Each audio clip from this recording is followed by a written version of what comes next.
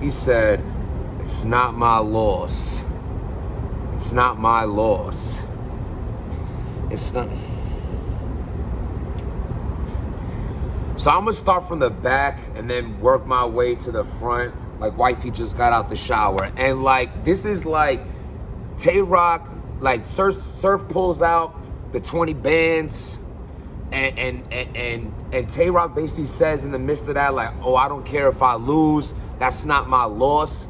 See, the thing is with Murder Mook and what comes with age and maturity is you realize that you have 2 ears and 1 mouth to listen more than you speak. I had to learn that over the years, and in some situations, in bad ways. And at the end of the day, Murder Mook is very observant, and he's consuming a lot that Tay-Rock says that's making Tay-Rock look crazy.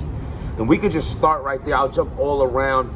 You know, like what just happened in the Face Off Part 2, by the way. That's what we're talking about. This boy just stop being dirty, stop eating dirty. Let's get it. You know, the face mask on deck, hats on deck, link in the bio for all that. Thank you, everybody who's been supporting. I mean, it's crazy. The face mask keeps selling out. I think I'm going to come with new colorways and all that. I love y'all for that. But back to this. You know, it's like the levels of how to conduct yourself is so far apart when it comes to Tay-Rock and Murder Mook. Now you can say, oh, but Tay-Rock's more of the loose cannon type.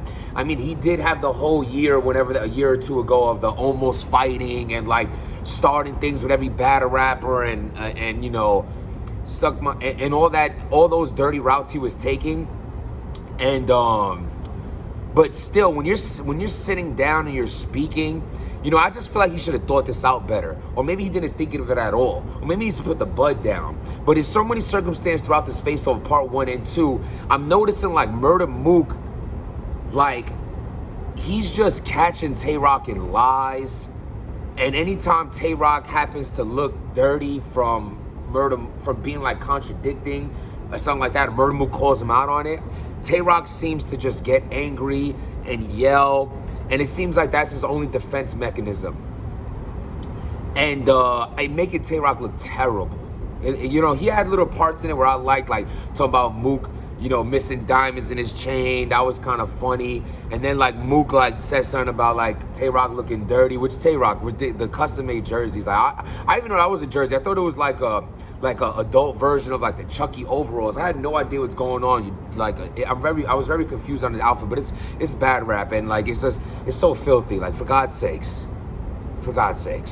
But then Murder Mook, I mean, you're sitting there with a fresh home from Rikers Island 2XL thermal on, like, you know, looking crazy, like, you know, we're not talking about that right now. This is not what we're gonna do. We're not talking about the filth of battle rap. We all know we are all filthy in our own ways, and it's just. I just feel like Tay-Rock just got 30'd overall in the face-offs. But now let me get to that. See, the thing is with the face-offs, if that's what mattered, Cassidy would be the GOAT. T-Rex would be the GOAT. Two people that are face-off legends. I would pay to watch T-Rex and Cassidy do a face-off. And then when they battle, not watch it. Nobody want to see that part. But the face-off, the leading up to that alone would be ridiculously entertaining. But I say that to say this. The face-offs don't mean anything. Me putting up Murder Mook's incredible freestyle about the loss of his mother on my channel doesn't mean anything when as far as what it has to do with battling. Mook is a better songwriter. Mook is a better rapper. But Tay-Rock is the grade A battle rapper. He is A1 battle rapper. If Murder Mook does not come and approach this situation differently than he has versus Lux, versus Averb, it can be a long night.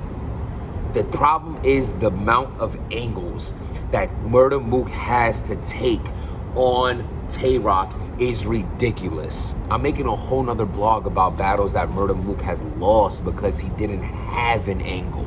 But now you give him multiple angles to talk about. But I must say, that would not be enough to win. Tay-Rock has Murder Mook when it comes to punchlines, schemes, gun bars. That won't be enough to win. Both their greatest attributes will not be enough to win unless they both fuse what they're both great at and put it into their own pens. I'm all for being yourself and being like what got you to the point of the battle, but you have to treat battles differently. You have to approach them differently. Tay-Rock knew that going against Daylight. Win or loss, he still was a better Tay-Rock in the sense of caring about his pen more. He needs to analyze what he needs to care about more in this Murder Mook battle, because looking like, you know, the little homie in the face-off is already bad. You know, Murder Mook calling you out on shit you talk about. You're like, you're right, actually. I don't know why I said that. You just sound retarded. Like, you're not like, what you're saying is not adding up well. It's not landing well. Murder Mook killed Tay-Rock in this face-off. The whole face-off, but it still doesn't matter. Tay-Rock is still who Tay-Rock is, and it's an incredible battle rapper. Now, when it comes again to the face-off, in the beginning, they're talking about, like you can tell Murder Mook is being not manipulative. That's not the right word. He's just being smart. He's being smart about what he's choosing to talk about. I feel like the questions that Murder Mook is swerving are things that he wants to use in his round. And he's like, oh, I ain't talking about that. I ain't talking about this. Yeah, because when I'm going to talk about it when I need to talk about it, which is in the battle. I see that coming from a mile away, and Tay-Rock needs to prepare for that as well. Don't let him fool you. He's just being a super veteran at what he does, because he does this. And it's just crazy to see he's deflecting questions and certain things that you know he's going to talk about and address. But why would he tell Jay Black that? Why would he ruin hype from his rounds by you know, what's the point of giving? I think one of the battlers said it before. Write in the comments. Subscribe to the channel, by the way. Tell me what y'all think about all this. You agree, you disagree? Let me know in the comments. I need to know. But someone said, what's the point of like giving someone a gift? What's the point of wrapping the gift if you're already gonna tell me what's inside of it? Some battle rapper said that a while ago, and that's a dope line. It's true. So why would I tell you what I'm about to rap about, then rap about it? It's gonna take it away. You know what I'm saying? That's like when you about to smash shorty, like, yo, I'm gonna do this and this, and then you can't even live up to that. I'm like, why? Henny dick. And then it's like, you know, so I wouldn't want that to happen, you know, though it has. So I think he played this well. Murder Mook, I think this is like the first face-off he ever did, and he looked like a grade 8 vet, but it doesn't matter, because when Cassidy does it, it's the same thing. Cassidy gets on the stage and he dies. So Murder Mook, I hope you got me convinced that you're gonna be incredible, you're gonna be better, you're gonna be different, you understand what you're going against, which is one of the greatest battle rappers of all time. So are you. But you're talking about consistency versus not consistency. Like, I've been with shorties from high school around that time when I was smashing them in high school, and then we link up 10 years later. I'm like, what happened to the puss? And, you know, people fall off, things fall off, vaginas fall off. So who knows if this is gonna be the outcome of what Murder Mook is doing? Who knows? We will see very soon. Subscribe to the channel. Let me know what y'all think. Stop being dirty.